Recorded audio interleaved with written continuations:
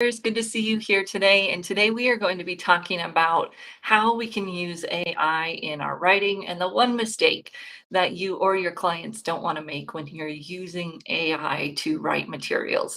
What do we mean by that? How do we get through all of this? Stay with us. We're going to talk about what this means in terms of for us as writers, for our clients, and using AI in their writing. And again, that mistake that we don't want to make. If you're joining us today, please say hello. I'd love to hear from you. And as you know, we come every Tuesday to do the Trend Tuesday Live, keep you up on the now, the new, and the next in everything that is careers. And I know that we're getting a little bit weary of this AI conversation. Everybody's talking about it, and every new system uses it, which can be a little bit of a letdown when then we figure out that the system really doesn't do anything new. But we're going to talk about kind of the baseline, what we can use to make our writing better, and then some of the things that we want to watch out for. So people have said, will ChatGPT replace writers? And this generative AI, but specifically the technology that's come out of ChatGPT, because it is really good and it can do a really great job of writing. And there are some excellent uses for it. So we're going to be talking a little bit about that. So, hi, Ellen. Good to see you. Thank you for joining us. I love this topic. Hi, Lucy. Good to see you again. Thanks for joining me. We just had our conversation this morning about using AI in career coaching, job search coaching, and interview coaching. Great conversation. Lucy, thank you for participating in that.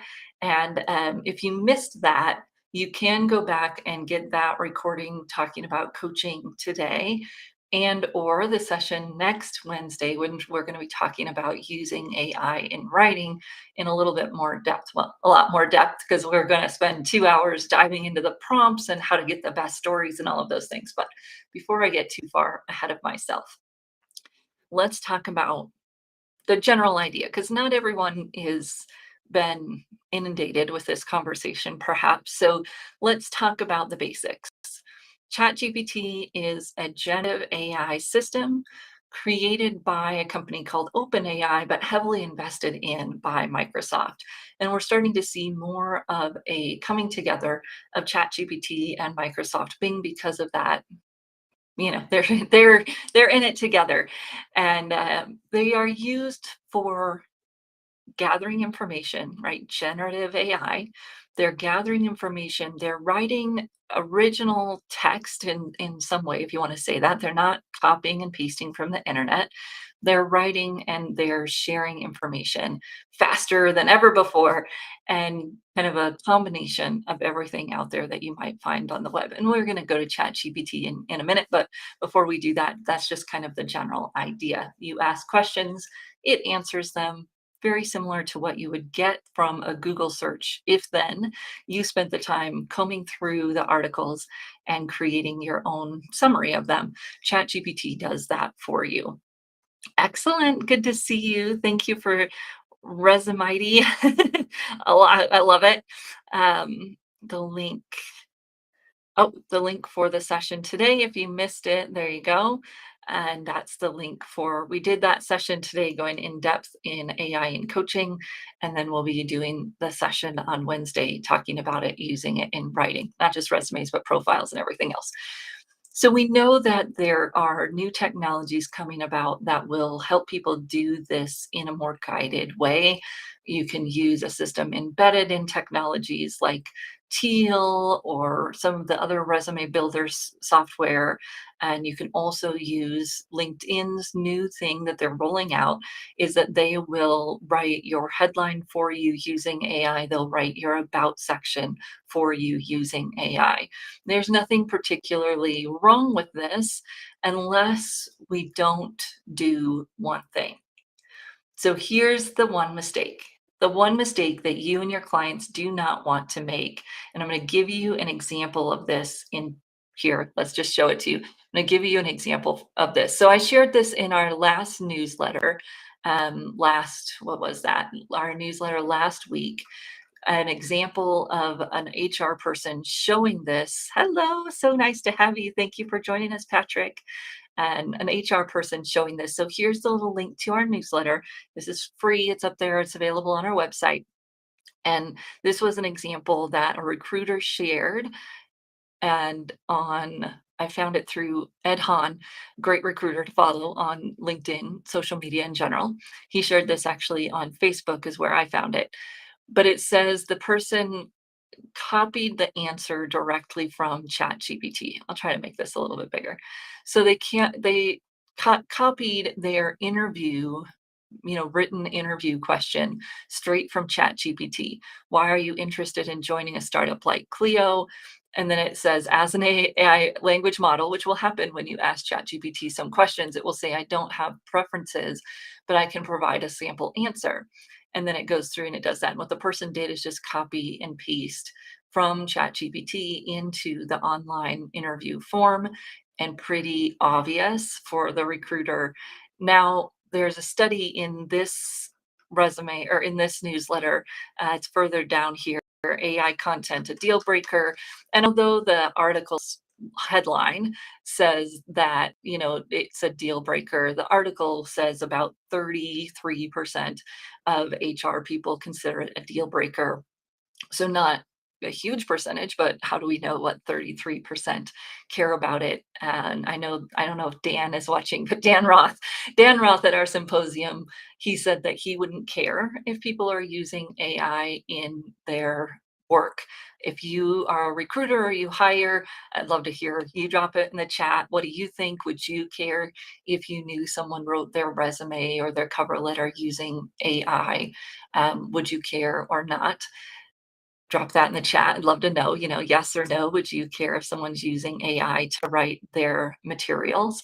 Um, as an employer, so we have about a team of 12, and there's a limit, right? If I could tell that the person didn't really put in any effort or their own ideas and it was just a copy and paste from ChatGPT, it would be an immediate turnoff for me.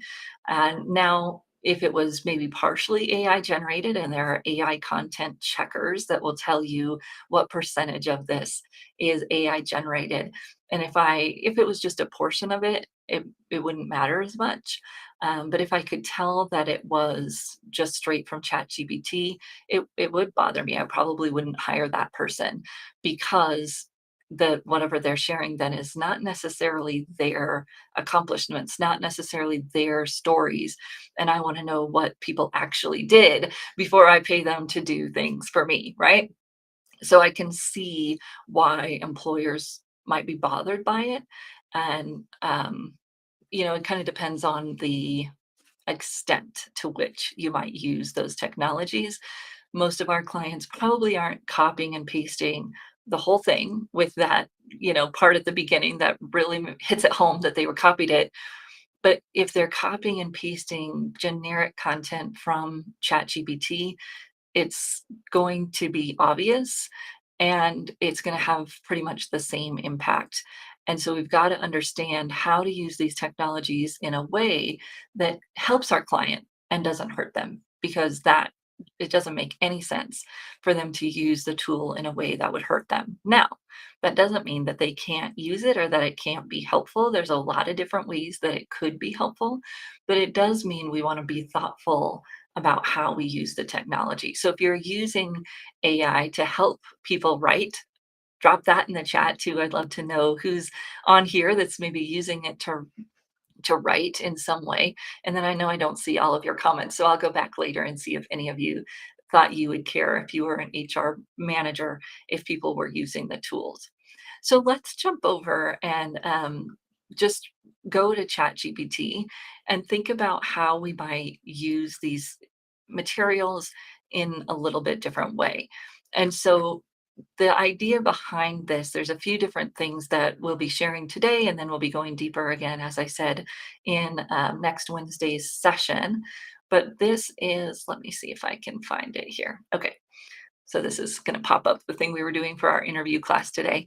But the ideas behind this are actually quite simple, that there are a lot of different ways we can use it and be able to make it work for us. So I'm just going to start a new chat and show you a few of the different things that you might be able to use this for.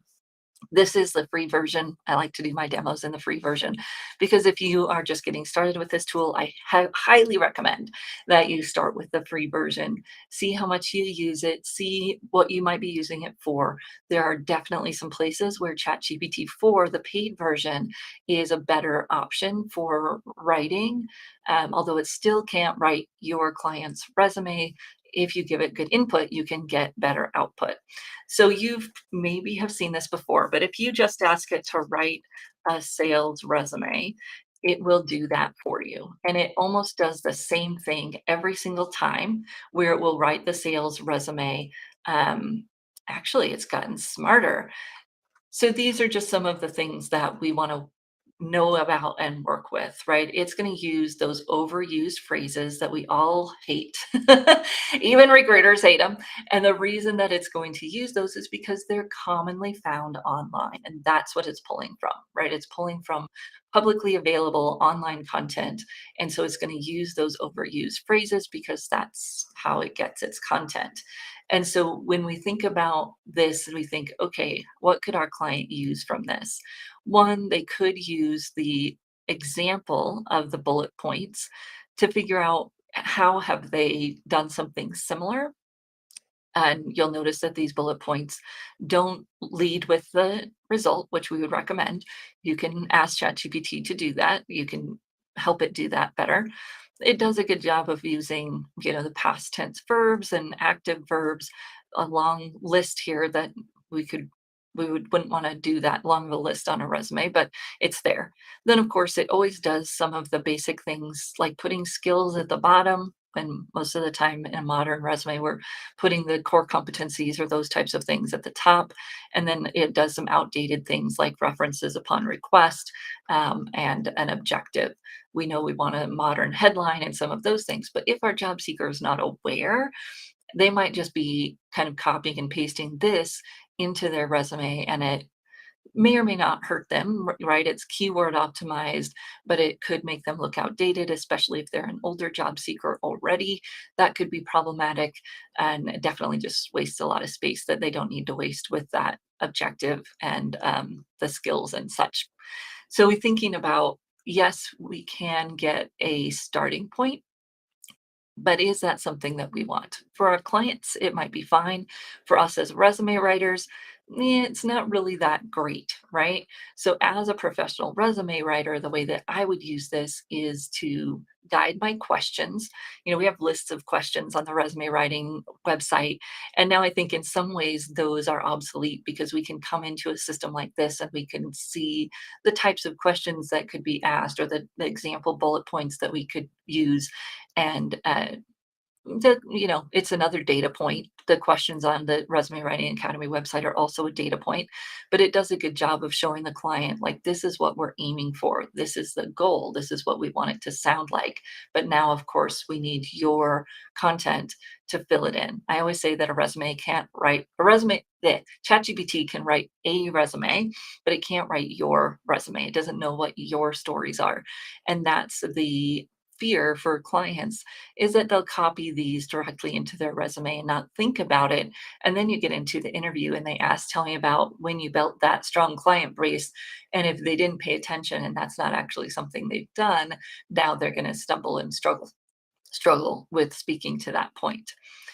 So the better content that we put in, the better content we get out, which means that for most of us who are doing resume writing, this is an opportunity to use your skills in gathering good information and then putting it in there and doing a few different things with it. So we'll talk about a few do's and don'ts. And thank you all for sharing in the chat. Yes, you have to make it your own. And the data that you feed it to create whatever you're going to share.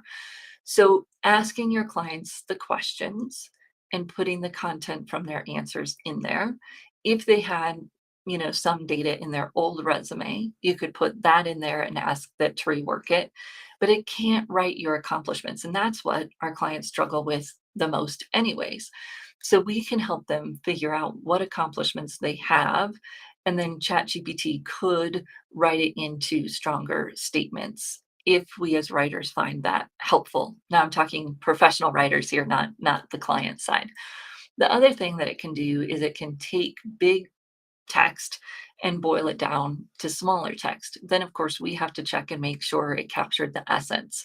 So we could ask it to write three summary bullet points, no longer than X amount of words, right? You could figure out how many words you want it. Although it doesn't do the best with word counts, you can get it to get you close. So we could take the body of the resume, for instance, and say, write three bullet points that highlight them, that highlight the most important accomplishments out of this content.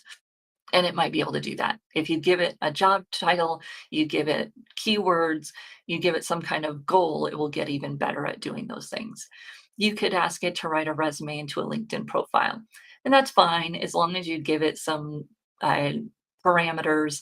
I know there's some people are talking about who I am, what I do, etc., that, kind of formulas.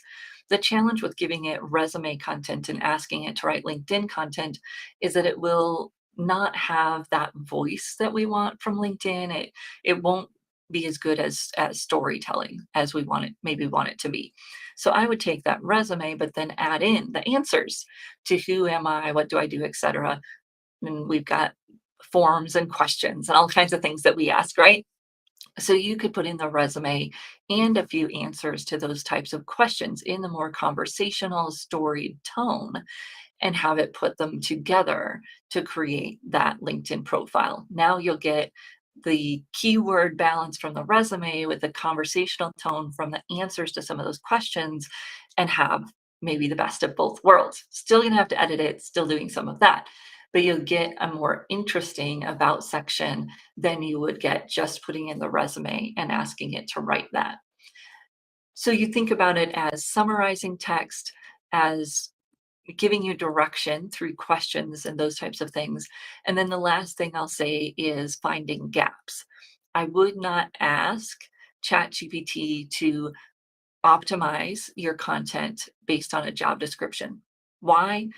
Because especially for a professional writer, what it's going to do is take out a lot of the specifics that you've created to replace them with generics to get the keyword count up. Well, that's not beneficial for us as a professional writer. We know we need those specifics. We did a, we fought to get those specifics in there. So I would recommend that instead of that, we put in our resume that we've written, we put in the job description, and we ask ChatGPT or Bing or whatever to point out the gaps, the keywords that we're missing, etc. In that way, something like Job Scan or Skill Syncer, you're using ChatGPT to do that type of function. Now, the dedicated tool like JobScan or SkillSyncer might do a better job, but if you don't want that subscription or whatever it might be, you could use ChatGPT to do the same thing. When we use it to analyze or to condense text or even to expand text, we're going to get better outcomes than when we ask it to generate text from nothing. Why? People are writing blogs out there with it, Marie, and books. I mean, my husband's written 4 children's books using some of these software. But a resume is not nonfiction. A resume is not something you can make up. It's not something that we just need to sound good. It is our client's stories. So it's different. And the mechanism to create it needs to be different. We've got to put in the content and get it to help us. We have to be careful about having it write too much content for us. Now, there's a lot of benefit to using it in these helper kind of ways, but we want to help our clients be careful about how they're using it to generate text, especially resumes, cover letters, bios, and LinkedIn profiles. Because what's happening more and more actually as ChatGPT writes these things is that they're starting to sound more and more the same. One of our people, maybe she's watching today, Jean Stoner, she said she wrote 3 client bios with it and she didn't give a whole bunch of input. She was just testing it out and they all sounded exactly the same, even though they were very different professions. And she did give a little bit of input around industry and those types of things.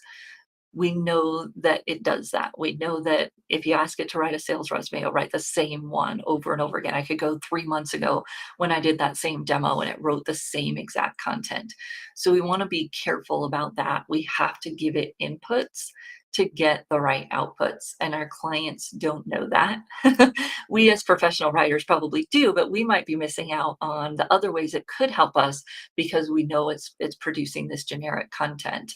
Yes, and there's still plenty of ways that we could use it when we put in the answers to the questions that we're already asking. So that's our goal, is to use the questions, use the inputs. We've got a free questionnaire there on the Resume Writing Academy website as well. You could take the answers to that questionnaire and use it in something like ChatGPT to help you boil down the information, write it into bullet points. You can give it directions in terms of, that you want a challenge, action, result with the result first. You can do all of those things if you ask it specifically. And then you've got to have the content for it to work with, the content for it to write from. It's a fun thing. Actually, I've been doing a little bit playing around with my own LinkedIn profile, my own bio. I mean, it's great. You put in a long bio and ask it to give you a 150 word speaker intro. And it's great to see what it will do. What don't you like about it? What would you change? But now you have some ideas of different things that you could write and different ways that you could phrase something. So I hope you'll play around with it, try it out. Let me know what you're using it for.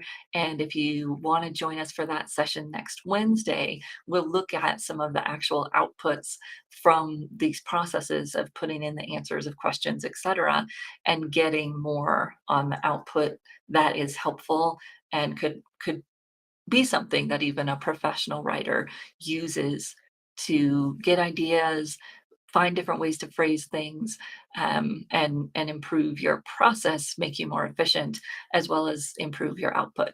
So I look forward to seeing you next week. We're going to be talking next week about, there's been all this buzz. There's been all this buzz about the effect of AI on women and jobs for women. And I want to dive a little bit deeper into that data.